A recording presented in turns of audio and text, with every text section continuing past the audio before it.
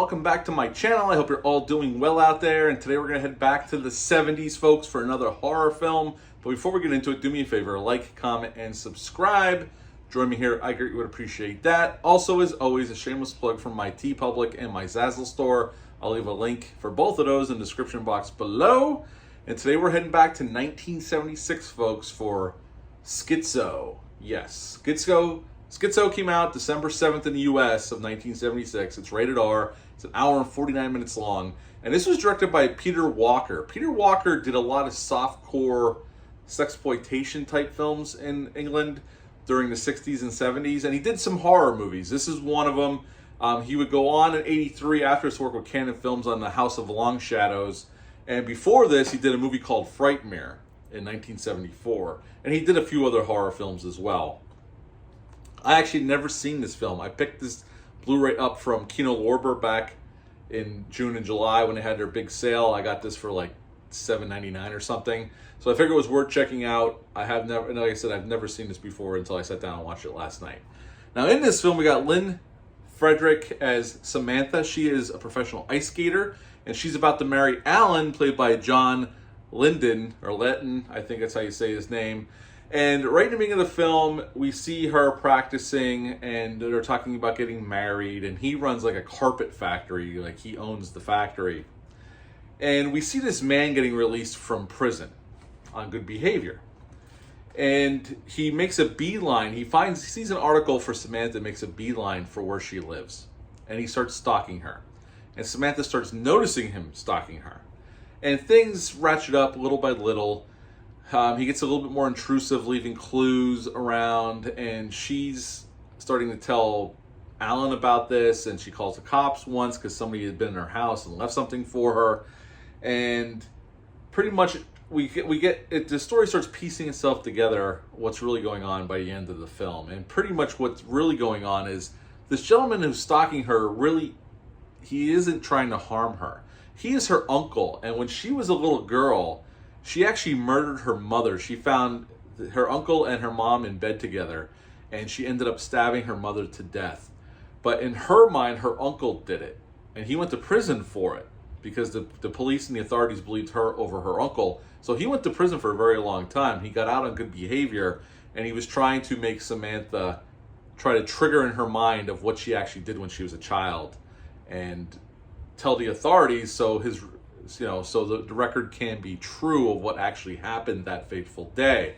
And pretty much, Samantha ends up killing, everybody's died in the movie, she is actually killed because she's schizophrenic. She has multiple personalities, and one personality doesn't know what the other one's doing.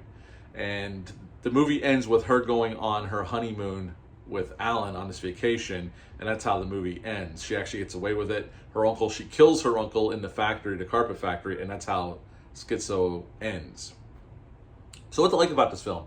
I actually think it's pretty well shot by Pete Walker. He does a really nice job with the camera. It's not that's going to blow you away, but it's definitely nicely shot, and definitely conveying some suspense. There's some giallo aspects to this film for sure. There is blood. There is some gore. There's one really good kill. There's one kill that's definitely the best one in the whole film. And it includes it involves their housekeeper. Housekeeper's in the house trying to, going into the closet where they keep the brooms and stuff in the basement. And this big knitting needle gets shoved through the back of her head, and then she turns, and you can see it coming out right here by her eye. And it's really well done, and it looks great.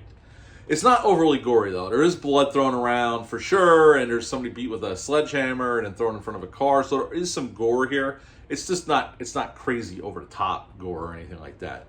It's all handled pretty realistically for the most part. The movie definitely takes its time. It's very deliberate. The length of it might go in a little bit of the negatives, but the acting's really well done. The acting is good here. It services the story, and it's all you could ask.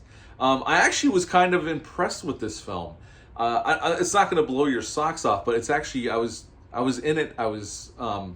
I was attentive to the film. I was never bored, although I will say I think the movie's a little too long. I think 5 minutes, maybe a couple more minutes than that could have been shaved off of the runtime of this film.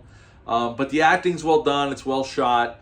It's not a perfect film. I mean, if more I think about it, there's some plot holes here, for sure. But for what this movie is, this is actually a really solid horror film. And about this woman who has two sides of her personality. And I really enjoyed it. This was a great first time watch. I enjoyed the hell out of it. And I would give Schizo a 7.5 out of 10. 7.5 out of 10 for Schizo. Have you ever even seen or heard of this film? Leave a comment down below, let me know. There was a movie in the early 80s that was released by Canon called Schizoid, which is a more of a traditional slasher film. I mean, this is kind of a slasher film, but it has some shades of like thrillers and stuff like that in it. But yeah, I actually was really impressed with this. Again, it won't blow your socks off, but I thought it was a better film than I thought it was going to be going into it, because I didn't have any expectations. But I was very interested in it. I was along for the ride. At the end of the day, a 7.5 out of 10 is where I land on this one.